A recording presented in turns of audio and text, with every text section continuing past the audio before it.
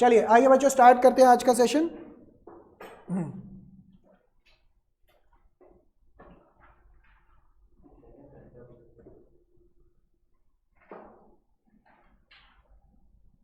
देखिए point number 4, जो भी आपने लिखा होगा उसके आगे लिखिए। Point number 4, treatment of investment fluctuation reserve IFR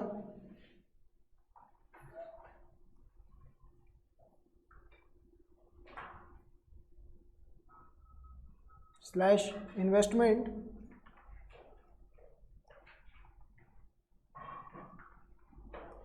fluctuation fund.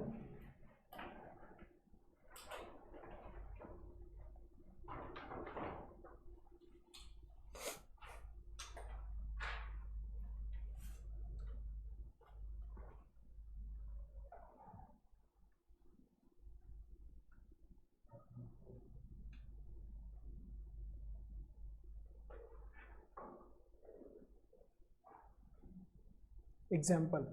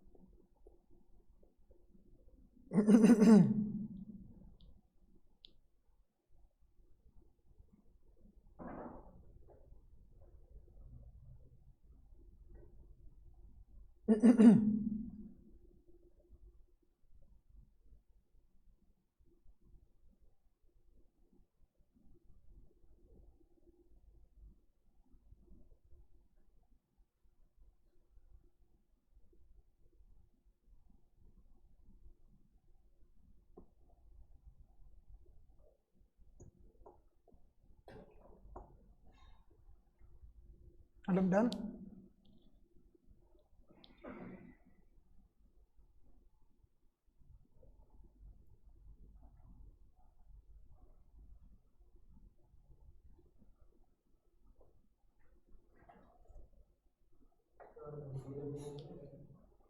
पता नहीं, करूँ मैसेज इनको।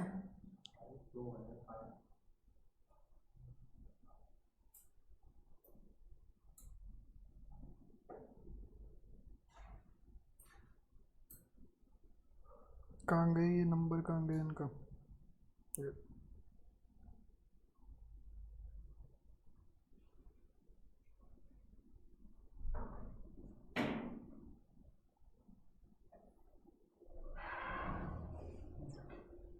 आ जाओ जल्दी आ जाओ, स्टार्ट कर रहे हैं, कॉन्सेप्ट इंपॉर्टेंट है, फटाफट से आओ।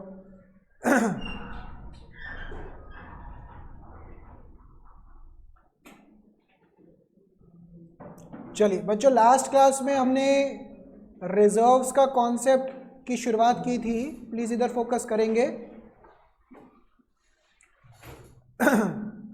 हमने कुछ इस तरीके से डिस्कस किया था, बाद में कर लीजिएगा, अभी इधर फोकस करिए। हमने कुछ इस तरीके से फोकस किया था कि पूरे चैप्टर में 5 कॉन्सेप्ट्स हैं। कितने कॉन्सेप्ट थे बच्चों चैप्टर के अंदर? 5 कॉन्सेप्ट्स थे। अगर मैं ओवरव्यू दूं तो चेंज इन पीएसआर का चैप्टर कुछ इस तरीके से बाइफरकेटेड था। अरे तो ट्रीटमेंट ऑफ गुडविल आ गया। ये सबसे पहले गेनिंग और सैक्रिफाइसिंग रेशियो निकालना होता था, कॉन्सेप्ट नंबर 1, पहला लेक्चर लगा इस पे। दूसरा आता था गुडविल, दूसरा कॉन्सेप्ट आता था किसका? गुडविल। गुडविल 2 तरीके की, एक जो बैलेंस शीट में आती थी और एक जो बैलेंस शीट के बाहर होती थी। तीसरा कॉन्सेप्ट, इनको बुला के लेकर आइए, बुलाइए इनको।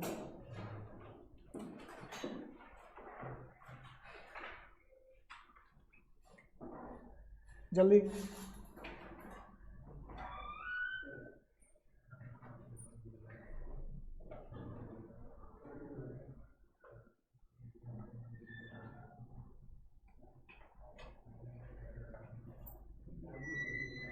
बोला उनको?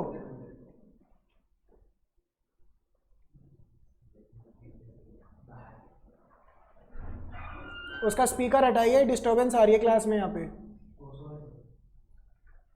तो पहला था सैक्रिफाइसिंग गेनिंग रेशियो निकालना, दूसरा क्या था बच्चों? गुडविल।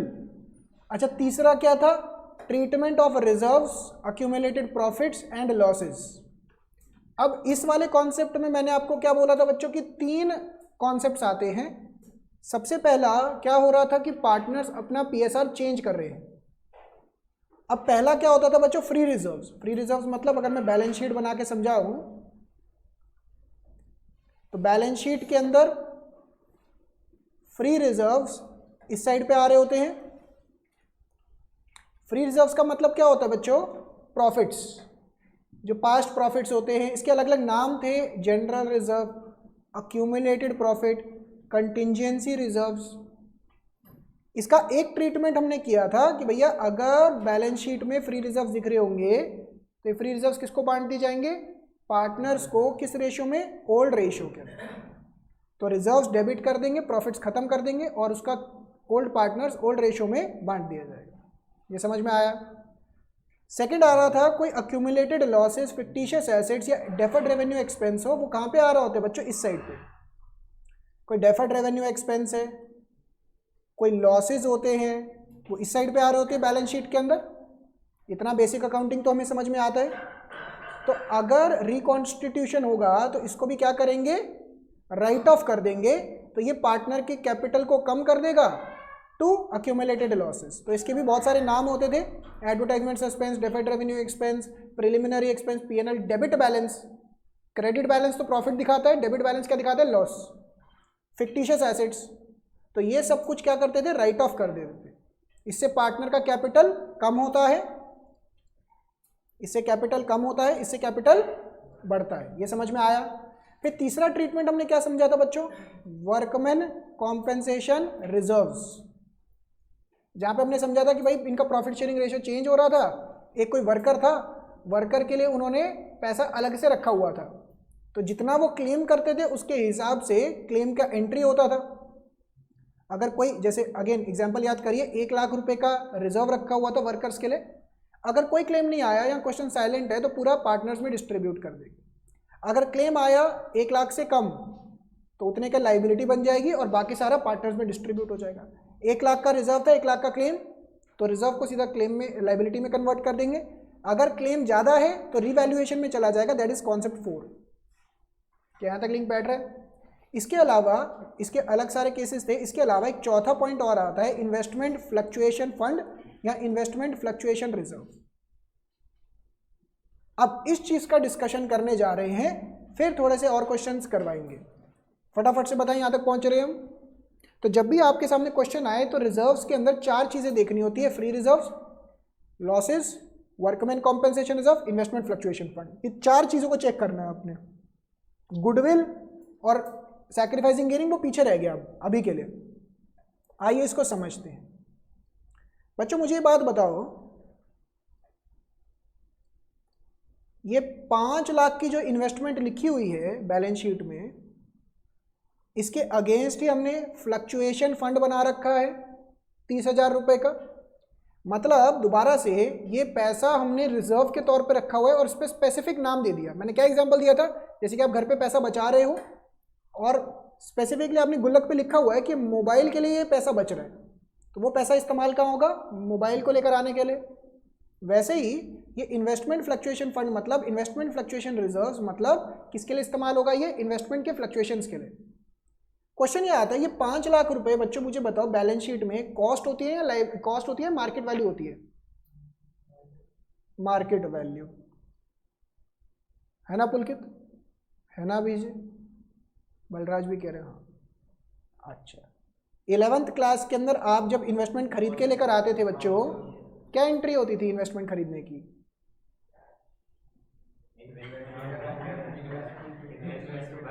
Investment to bank. अब मान लीजिए आपके मार्केट के अंदर कोई शेयर्स खरीद रहे हो आप, उसकी मार्केट वैल्यू आज है 5 लाख रुपए, आपने 5 लाख दिए और शेयर खरीदिए, तो 5 लाख रुपए की एंट्री आ जाएगी। अब वो बढ़ के 15 लाख हो गई, तो बार बार यही करते रहोगे 15 लाख दोगे उसके लिए? नहीं, 5 लाख की खरीद ली ना। ये आपका बेसिक प्रिंसिपल भी होता था कि आप कॉस्ट, हिस्टोरिकल कॉस्ट पे रिकॉर्ड करते हो, मार्केट वैल्यू पे नहीं। याद ही नहीं है बच्चे को, हाल ही खराब हो रखे। इसका मतलब बच्चों अब दूसरा क्वेश्चन पूछिए, ये मार्केट वैल्यू नहीं होता, ये कॉस्ट होता है। पहले इतना समझ में आया, प्रिंसिपल भी होता था वो याद है तो ठीक है, वरना लॉजिकली याद रख लीजिए कॉस्ट है। अब मुझे बात बताएं, आपने कोई इन्वेस्टमेंट खरीदी, उसको आपने खरीदा इसी एग्जांपल के अकॉर्डिंग 5 लाख रुपए का। अब क्या ये पॉसिबल है कि आप उसको मार्केट में जब मार्केट वैल्यू लगाओ वो बढ़ चुकी हो या घट चुकी हो? बोलो हाँ या ना। बिल्कुल हो सकता है। जैसे आपने किसी कंपनी के शेयर खरीदे थे, वही इन्वेस्टमेंट मान लीजिए 5 लाख रुपए, क्या वो बढ़ सकता है? यस। क्या वो घट सकता है? यस। ये भी हो सकता है कि कोई चेंज ना आया हो। तो केसेस समझ में आ रहे हैं? तो एक एक करके समझाना शुरू करते हैं। केस नंबर 1 लिखना नहीं है, सुनने पे ध्यान देना। नो चेंज लिखना नहीं है इन वैल्यू ऑफ इन्वेस्टमेंट। बच्चों इन्वेस्टमेंट की वैल्यू में कोई चेंज नहीं है, या क्वेश्चन इज साइलेंट, या लिखा हुआ है मार्केट वैल्यू इज ₹5 लाख रुपए। बच्चों इसका मतलब मुझे ये बात बताइए, बुक वैल्यू तो आपकी 5 लाख है, मार्केट वैल्यू भी 5 लाख है, क्या कोई फ्लक्चुएशन आई इन्वेस्टमेंट में? नहीं। तो ये जो पैसा था ये फ्री नहीं हो गया। IFF का मतलब ही क्या है? Investment fluctuation fund. अगर इन्वेस्टमेंट में कोई फ्लक्चुएशंस आएंगी तो उसको संभालने के लिए 30,000 रुपये हमने अलग से रख दिए। आप समझ पा रहे हैं? तो जब फ्लक्चुएशन आई ही नहीं, हमने किसका एग्जांपल लिया था लास्ट क्लास में? अच्छा, ओ हो, मैं तो भूल ही गया था। बताइए बलराज, इलाज मिला? तभी उदास उदास बैठे, क्या हो गया बलराज, बताओ तो थोड़ा। चलो इधर देखिए, तो वापस अब बच्चों 3 पार्टनर्स थे, तीनों पार्टनर का प्रॉफिट शेयरिंग रेशियो चेंज हो रहा था। तो जब फ्लक्चुएशन ही नहीं हो रहा इन्वेस्टमेंट की वैल्यू के अंदर, तो ये रिजर्व्स फ्री रिजर्व्स हो गए। अब तीनों पार्टनर क्या बोलेंगे, इसको आपस में बांट लेते हैं। किस रेशियो में? ओल्ड रेशियो में या न्यू रेशियो में? ओल्ड रेशियो में। तो अगर फ्लक्चुएशन आया ही नहीं तो IFF खत्म हो जाएगा to A cap, to B cap, to C cap. 30,000 रुपये किस रेशियो में बढ़ जाएगा बच्चों? 3:2:1, दैट इज 15, 10, 5। बोलिए जो टॉपिक से बेस्ड क्वेश्चन आते हैं वो जर्नल भी होते हैं। मतलब हमेशा जर्नल में आने कि लाइक कोई अकाउंट समझाने में क्या कहना चाह रहे हैं? नहीं, अभी जर्नल्स करवा रहे हैं, बट जब कॉम्प्रिहेंसिव क्वेश्चन आएंगे उसका ये पार्ट बन जाएगा ऑटोमेटिकली।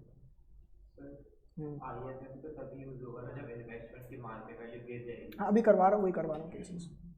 अब अच्छा केस नंबर 2 देखिए, मार्केट वैल्यू। अच्छा, अगर क्वेश्चन साइलेंट है तो कुछ यही ट्रीटमेंट होगा। ये मैंने अलग अलग केसेस लिखवा दिए, no value change, market value 5 lakh की है, question is silent. Case number 2, market value बच्चों गिर के हो गई 4,90,000।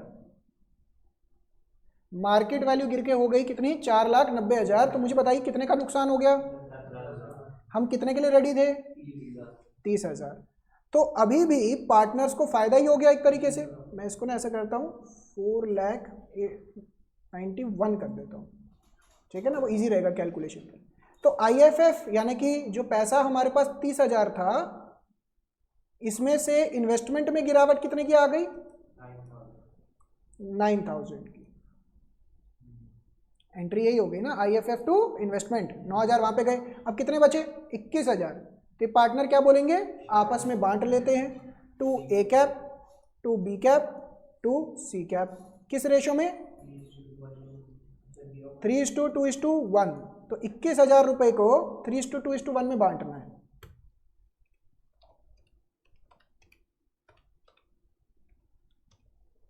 $10,500, 7,000, 3,500। क्या ये समझ में आया बच्चों? अच्छा, अगर यही मार्केट वैल्यू फॉर एग्जांपल मैं यहीं पे केस करके दिखा देता हूं, 4 लाख 4 लाख कितनी कर दें, 79,000 तक मैं ले जाऊं, तो भी यही होगा ना। यहां पे बस वैल्यू चेंज हो जाएगी, 30,000 हो जाएगी, ये 21,000 से गिर जाएगा और बाकी 9,000 प्रॉफिट शेयरिंग रेशियो में बांट दिया जाएगा। यानी कि ये जो फ्लक्चुएशन है, गिरावट है, 30,000 तक के लिए हम रेडी बैठे हैं, हम मतलब फर्म। अगर यही मार्केट वैल्यू मैक्सिमम कितनी चली जाए? Market value 4,70,000।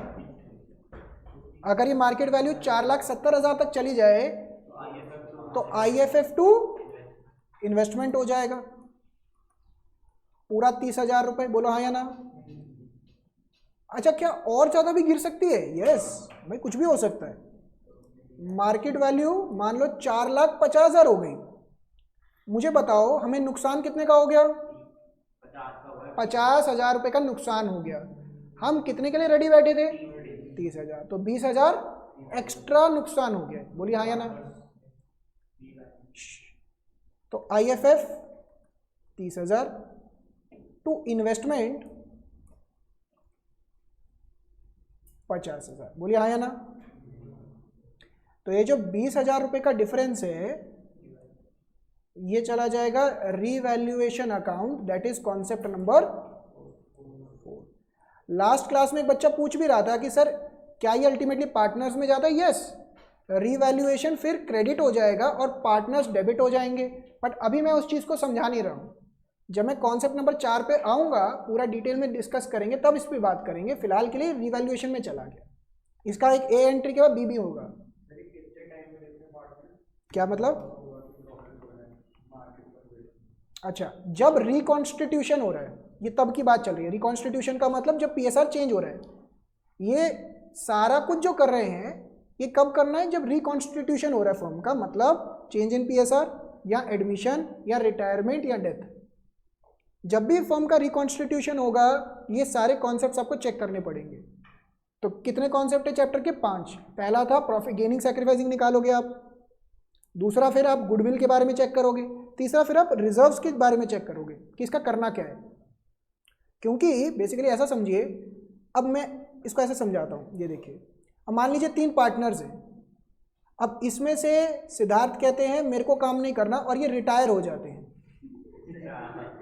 कहते हैं बहुत काम कर लिया ज़िंदगी में, थक गया मैं। तो मुझे ये बात बताइए, अल्टीमेटली ये जब काम छोड़ के जाएंगे तो इन दोनों को बेनिफिट होगा? क्यों बेनिफिट होगा? क्योंकि अल्टीमेटली प्रॉफिट सारा इनके पास चला जाएगा। समझ रहे हैं? तो रिकॉन्स्टिट्यूशन करने वक्त जो पुराने प्रॉफिट्स इकट्ठे हो रखे होते हैं या पुराने लॉस होते हैं, ये पार्टनर्स को आपस में डिस्ट्रीब्यूट करने पड़ते हैं। समझ पा रहे हैं? कोई नया पार्टनर आ रहा है, अब मान लीजिए सिद्धार्थ रिटायर होने के बजाय सिद्धार्थ को ये सोच रहे हैं कि लेकर आते हैं इनको, इनके आने से थोड़ा काम बढ़ेगा, ऐसा भी हो सकता है। आपने फंडामेंटल्स में क्वेश्चन किया था ना कि एडमिशन भी हो रहा था 1/8 शेयर के लिए। तो अगर एडमिशन कर रहे हैं तो नए पार्टनर को नए सिरे से पिकअप करना है, उसको गुडविल का पैसा भी देना पड़ेगा हमें, आप समझ रहे हो। तो ये सारी चीजें रिकॉन्स्टिट्यूशन के टाइम पे की जाती हैं। कौन सी रिजर्व की वैल्यू? ये वाली। अब ये समझिए ना, वही तो मैं समझा रहा हूं। अब जैसे ये ओल्ड पार्टनर्स हैं और ये नया पार्टनर आ रहा है, अब इन दोनों ने फॉर्म से मिलके 1 लाख रुपए कमाया होगा। अब इसके अंदर से तो रिजर्व क्रिएट हुए होंगे, कोई आईएफएफ का, कोई वर्कमैन कॉम्पेंसेशन का, कोई जनरल रिजर्व रखा होगा, भविष्य के लिए रखा होगा ना ये सारा पैसा। तो धीरे धीरे वो साल दर साल, जैसे ऐसा समझ लो, मैं कैसे समझाऊं, कोई गुल्लक पड़ी हुई है, पिगी बैंक पड़ा हुआ है, उन्होंने थोड़ा थोड़ा पैसा डालते चले गए और वो पैसा जमा होता चला गया। तो इस पैसे, जो जमा पैसा है, इस पे हक किसका है? जिन लोगों ने मेहनत की है। तो इसी वजह से रिकॉन्स्टिट्यूशन होने से पहले, यानी कि चेंज इन पीएसआर होने से पहले, आप ये सारे स्टेप्स देखते हैं। समझ में आई ये बात?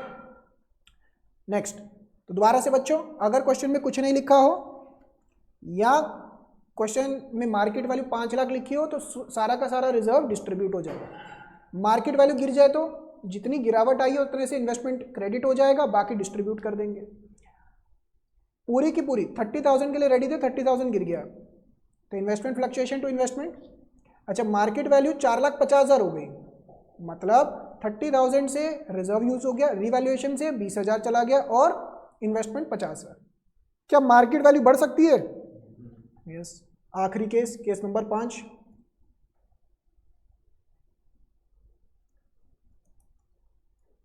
मार्केट वैल्यू 5 लाख से बढ़ के कितनी होगी? 5 लाख, मान लो 12,000। अब बच्चों मुझे बात बताएं, ये वैल्यू बढ़ गई, हमने ये रिजर्व क्यों रखा हुआ था? रिजर्व इसलिए रखा हुआ था कि अगर गिरावट आ जाए तो उसके लिए, तो पार्टनर्स तो खुश होंगे तीनों। तो सबसे पहले इसके अंदर 2 स्टेप्स होंगे। पहले पार्टनर्स वो इन्वेस्टमेंट फ्लक्चुएशन फंड आपस में क्या करेंगे बच्चों? बांट लेंगे। तो 30,000 को 15,000, 10,000, 5,000 पहले आपस में बांट लेंगे। अब जो इन्वेस्टमेंट बढ़ गई है तो इन्वेस्टमेंट डेबिट हो जाएगा, बोलिए हाँ या ना? कितने से? 12,000 रुपए से। और इसका डिफरेंस कहां चला जाएगा? रीवैल्यूएशन के अंदर। Again concept number 4। तो बच्चों जब भी वैल्यू बढ़े इन्वेस्टमेंट का तो 2 एंट्री आनी है, इनफैक्ट 3 आती है, क्योंकि रिवैल्यूएशन को बाद में पार्टनर्स का बेनिफिट ही हो रहा है ना। इन्वेस्टमेंट बढ़ के 12,000 से बढ़ गई, आपने कैलकुलेटर खरीदा था मान लो 5 लाख रुपए का, इसकी वैल्यू बढ़ के 5,12,000 हो गई। तो जो 12,000 का इंक्रीमेंट आया है, जैसे कोई बिल्डिंग खरीदी थी पार्टनर्स ने, बिल्डिंग का वैल्यू बढ़ गया तो 12,000 रुपए का फायदा ही हुआ ना पार्टनर्स को। तो अल्टीमेटली ये रिवैल्यूएशन पार्टनर के कैपिटल में जाएगा, बट वो कॉन्सेप्ट 4 में सिखाऊंगा मैं। तो अभी के लिए कितनी एंट्री हो जाएंगी? 2। दोबारा से बच्चों ध्यान से समराइज करिएगा दिमाग में। केस नंबर 1, इन्वेस्टमेंट में कोई चेंज नहीं। केस नंबर 2, गिरावट आई है बट थोड़ी सी गिरावट आई है। केस नंबर 3, जितना सोचा था उतनी ही गिरावट आई है। केस नंबर 4, ज़्यादा गिरावट आ गई है। केस नंबर 5, बढ़ गई है वैल्यू। 5 केसेस गए दिमाग में। आइए क्वेश्चन देखिए और मुझे बताइए कौन सा केस है।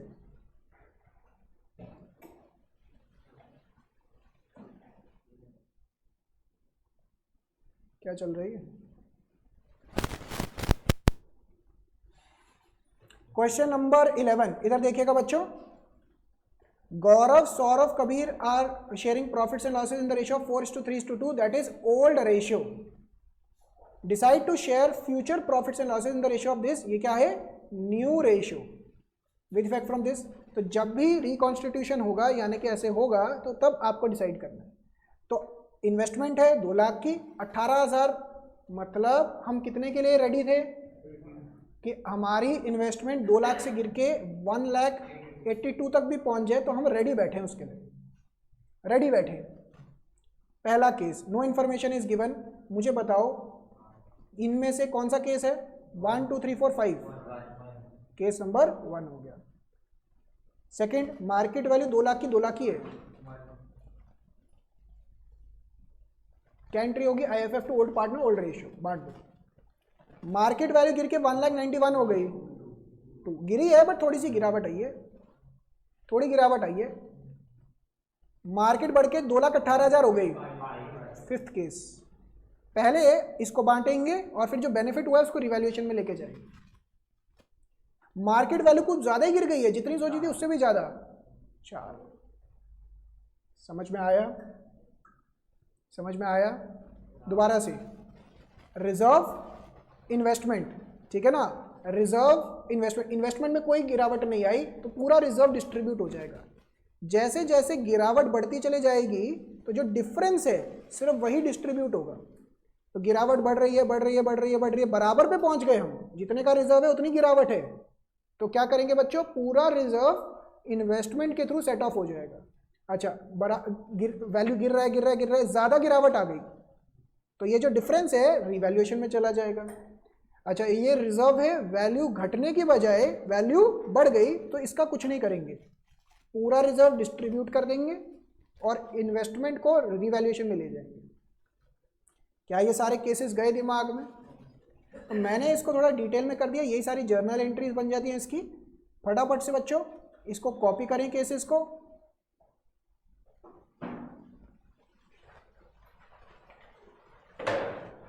तोशिका समझ में आया आपको?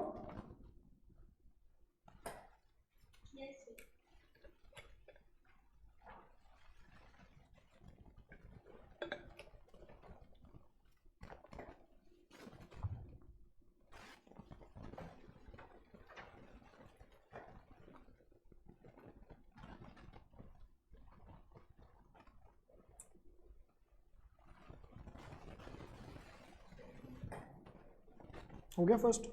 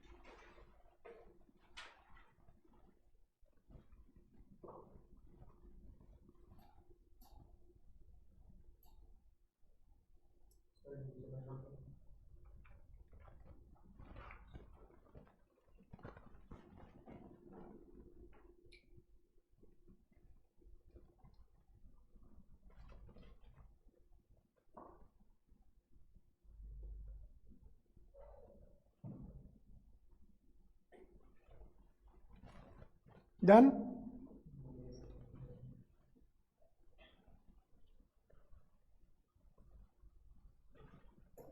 करके दिखाइए ये वाला क्वेश्चन। हो गया, चलिए।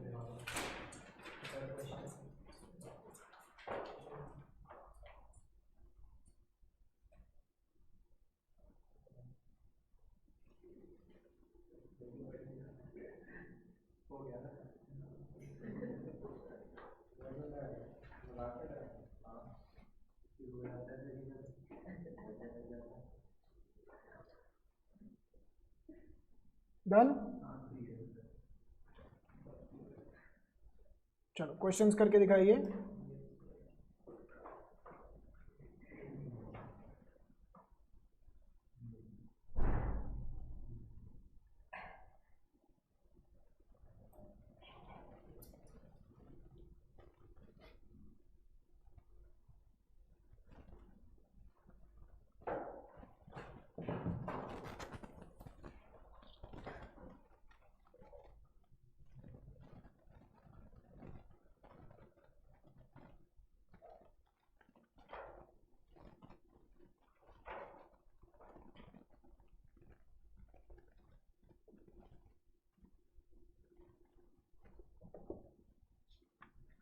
ऑनलाइन वाले बच्चों कर रहे हैं क्वेश्चन?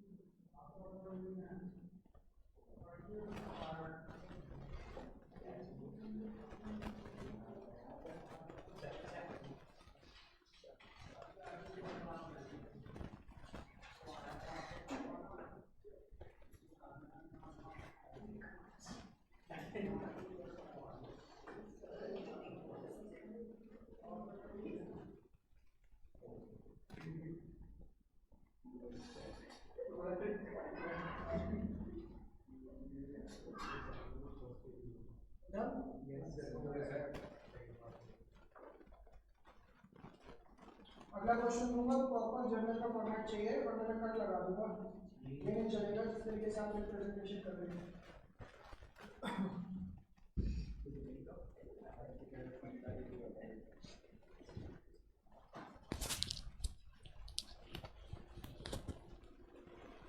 चलिए, तो आइए जर्नल्स मैच करते हैं।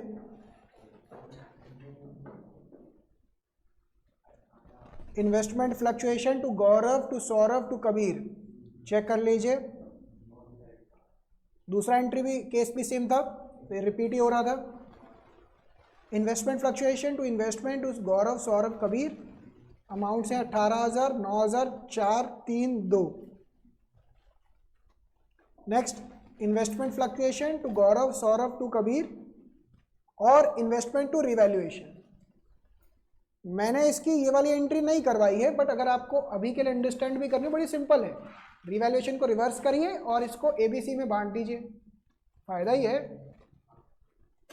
Next, fifth case, investment fluctuation, revaluation debit to investment, 18/9/27। Again ये वाला हिस्सा मैंने नहीं करवाया, बट अगर समझना हो तो इसको रिवर्स किया, लॉस को बांट दिया पार्टनर्स में। समझ में आई बात? कोई डाउट्स इसके अंदर? क्लियर है यहां तक? हम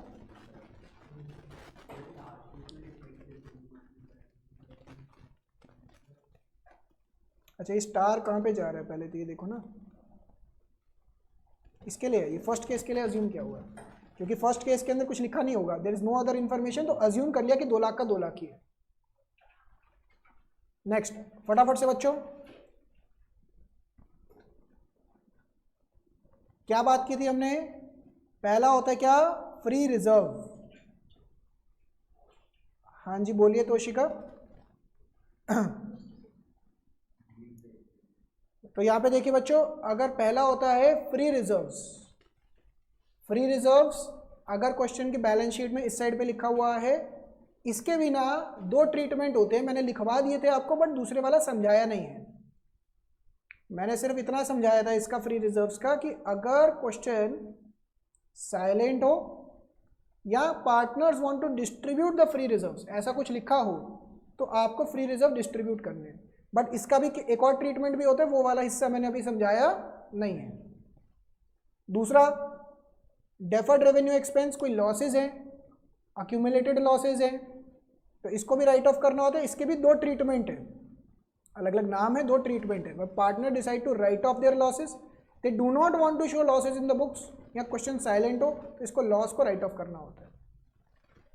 तीसरा और चौथा केस, इसके अंदर बहुत सारे केसेस बनते हैं, बहुत सारे कॉम्बिनेशन ऑफ केसेस बनते हैं।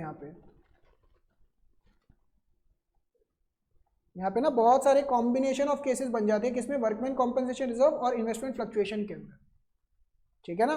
तो बच्चों यहाँ पे free reserves, losses, workman compensation, investment fluctuation fund, ठीक है।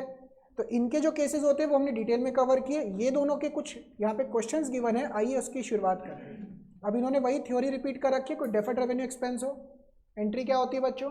Partner capital to deferred revenue expense. Illustration number 12, Harpreet and Sandeep are partners sharing profits in the ratio of 4:1. They decide to share profits equally with effect from 1st April 2023. Their balance sheet as on 31st March 2023 shows a balance of advertisement suspense 20,000. तो इस 20,000 का क्या करेंगे बच्चों? Deferred revenue expense write off कर देंगे। क्या entry बन जाएगी? Harpreet Sandeep to advertisement suspense. Simple, कोई डाउट्स? क्लियर है ये? नेक्स्ट, ऐसे पूछते हैं, X and Y are partners in a firm sharing profits 3:2. They decide to share future profits equally. On the date of change in PSR, P&L account had debit balance, मतलब profit है या loss? Loss. तो ये चीज आपको खुद ही याद रखनी पड़ेगी, डेबिट बैलेंस मतलब लॉस। तो एंट्री क्या हो जाएगी? X cap Y cap old ratio के अंदर debit to P&L debit balance bracket में डेबिट करके 50,000। क्या कह रहे हैं ये देखिए, समझ में आई बात?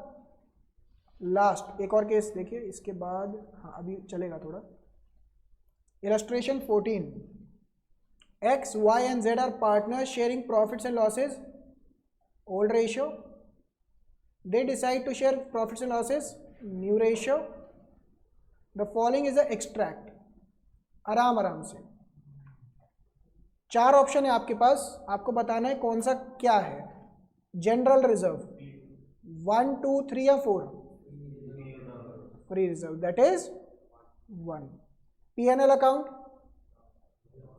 1, 2, 3 या 4? सॉरी 1, 2, 3 या 4?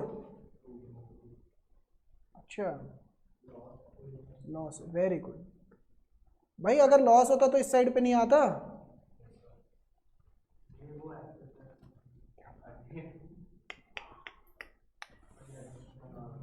अक्षत बाबू आप बताओ जरा, ये तो नालायक बच्चे हैं, टेप टेप के पास हुए 11वीं क्लास में, आपसे मुझे पूरी उम्मीद है, बताओ। पीएनएल अकाउंट ये वाला प्रॉफिट दिखा रहा है या लॉस?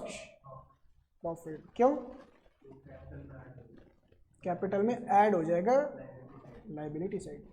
भाई लायबिलिटी साइड पे सारी वो आइटम्स आती हैं जो जिसका क्रेडिट बैलेंस हो, जैसे कैपिटल। अच्छा, लायबिलिटी, क्रेडिटर का कौन सा बैलेंस हो? क्रेडिट बैलेंस होता है। ट्रायल बैलेंस का बेसिक रूल ही भूल गए। तो लायबिलिटी साइड पे कौन सी आइटम आ रही होगी? This is credit balance. Profit आ रहा होगा, देखिए ना मैंने कहाँ लिखा है लॉस, बैलेंस शीट की एसेट साइड पे लॉस लिखा हुआ है, ये भी नहीं पिकअप कर पा रहे आप। तो यहाँ पे ये जो पीएनएल अगर ऐसे लिखा हुआ है, this is credit balance, profit है, तो बताइए 1 2 3 या 4?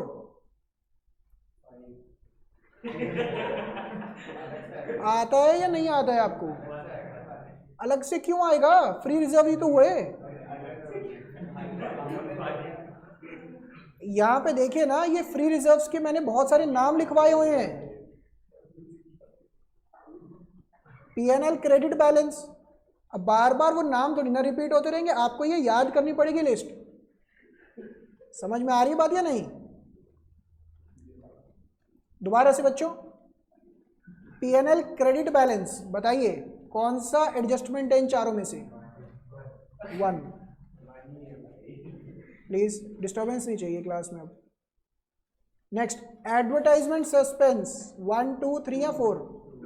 2। अच्छा, वर्कमैन कॉम्पेंसेशन रिजर्व 3। अच्छा, इसके बारे में ना कुछ लिखा नहीं है कि बलराज को कितनी चोट लगी है, तो इसका मतलब क्या हुआ?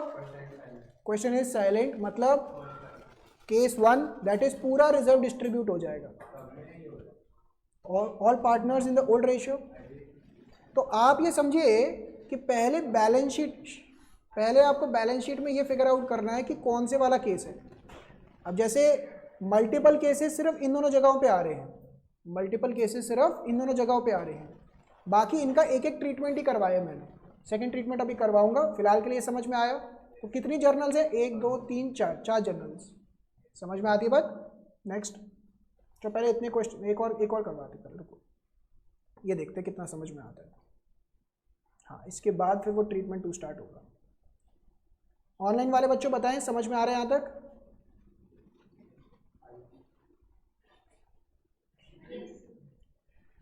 इधर देखिए बच्चों, एक यहाँ पे गुडविल का ट्रीटमेंट भी था 5,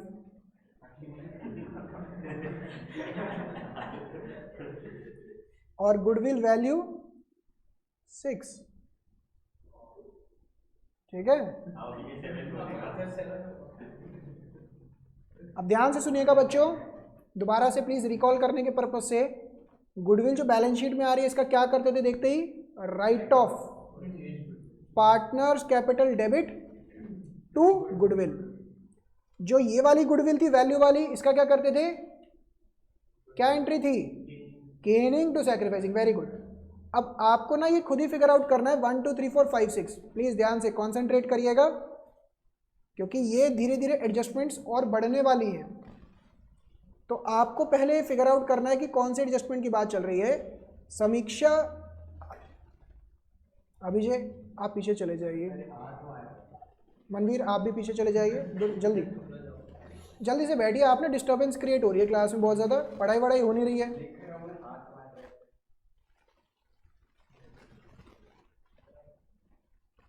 Samiksha, Ash and Divya were partners in a firm sharing profits and losses in the ratio of 5:3:2, that is old ratio. With effect from this date, they agreed to share future profits in the ratio of this new. Their balance sheet showed, ध्यान से, debit balance of 50,000 P&L account 1 2 3 4 5 6 2. Very good. Losses clearly लिखा हुआ है इस बारी उन्होंने, तो ये सेकंड एंट्री चले जाएगी पीएनएल डेबिट बैलेंस वाली। समझ में आया? एंड बैलेंस ऑफ, ध्यान से, 40,000 इन इन्वेस्टमेंट फ्लक्चुएशन फंड 1 2 3 4 5 6 4। अब अच्छा, इन्वेस्टमेंट फ्लक्चुएशन फंड के भी बहुत सारे केसेस थे। तो वो आपको फिगर आउट करना पड़ेगा। देखते हैं। For this purpose it was agreed goodwill of the firm is valued at 3 lakh. 1 2 3 4 5 6 Kanishka 6, क्योंकि यहाँ पे लिखा हुआ है वैल्यूड। ये इसकी इतनी प्रैक्टिस करवा करवा के थक गए, फिर भी 5 दिमाग में रिकॉल हो रहे हैं। 5 तब है जब लिखा हो it appearing in balance sheet, या बैलेंस शीट बना के गुडविल वहां पे दिख रही हो, ठीक है ना। या परचेज्ड गुडविल, ये भी टर्म से ही बोल रहे हैं, परचेज्ड गुडविल लिखा हो। तो छठा है, तो इसको करने के लिए गेनिंग टू सैक्रिफाइसिंग, तो पहले क्या निकलेगा, gaining ratio sacrificing ratio, concept वाला भी काम आएगा यहाँ पे। Next, investment of book value 5 lakh is valued at 4,80,000, तो ये इसके लिए लिखा हुआ है। हम कितनी फ्लक्चुएशन के लिए रेडी थे, 40,000 के लिए। कितनी फ्लक्चुएशन आ गई, 20,000 की, तो बाकी 20,000 पार्टनर्स में डिस्ट्रीब्यूट हो जाएगा। अब आपके केस में मुझे ये दिख रहा है कि आपको समझ में तो आ रहा है थोड़ा थोड़ा कि कहाँ से क्या चीज़ आ रही है, बट उसको जर्नलाइज करने में थोड़ा सा गैप आ सकता है। तो अब ये 4 इलस्ट्रेशन किए हमने। जर्नल एंट्रीज का फॉर्मेट बनाओ बच्चों, फटाफट से 4 इलस्ट्रेशन करनी है अभी। आज नया नहीं करेंगे इसके अंदर कुछ।